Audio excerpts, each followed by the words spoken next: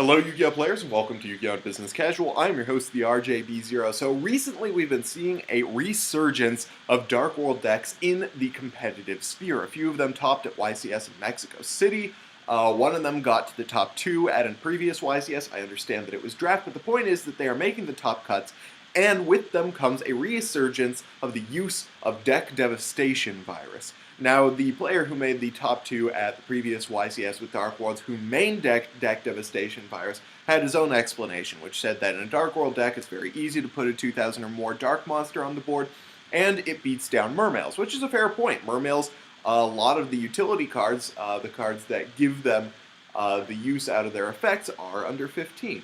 But I don't think he quite covered the scope of deck Devastation Virus's impact on the meta. For one, it's very easy to get a target.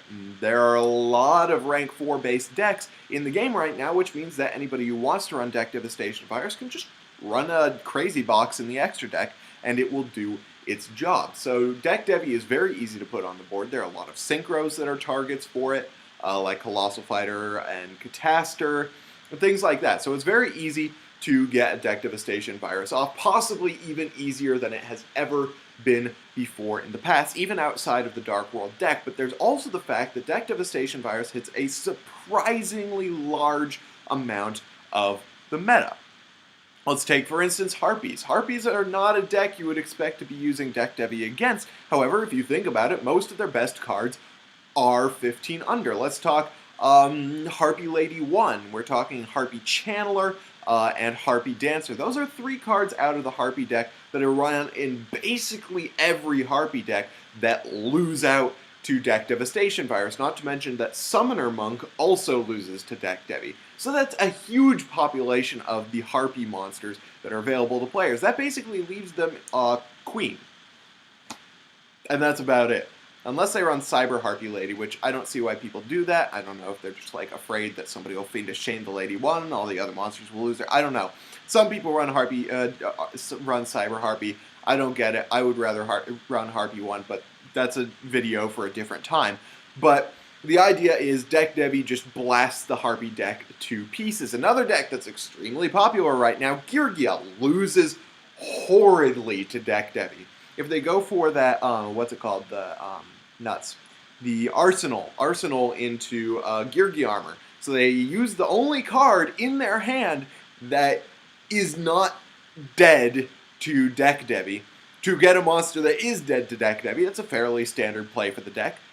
Then you just go deck Devi, you blast their armor and all the cards in their hand. The only thing that really saves them from that is Girgia gear, and if you can block that, then you are sitting pretty. Even if they get that off, they're still going at an extreme uphill battle because they're likely going to be drawing into Girgia monsters or into their Karakuri tuners or into their Birdman. Just a ton of things that lose to deck Devi. Once again, the Mermail matchup is another great example that I've already used. Sylvans, oh my god, Sylvans lose hard to deck Devi. The only cards that are run in the Sylvan deck for the most part that don't lose to deck Devi are the boss monsters. And those aren't things you want to have in your hand in the first place. So deck Devi just blasts Sylvans to bits. So you guys get the idea. Deck Devi is extremely easy to use.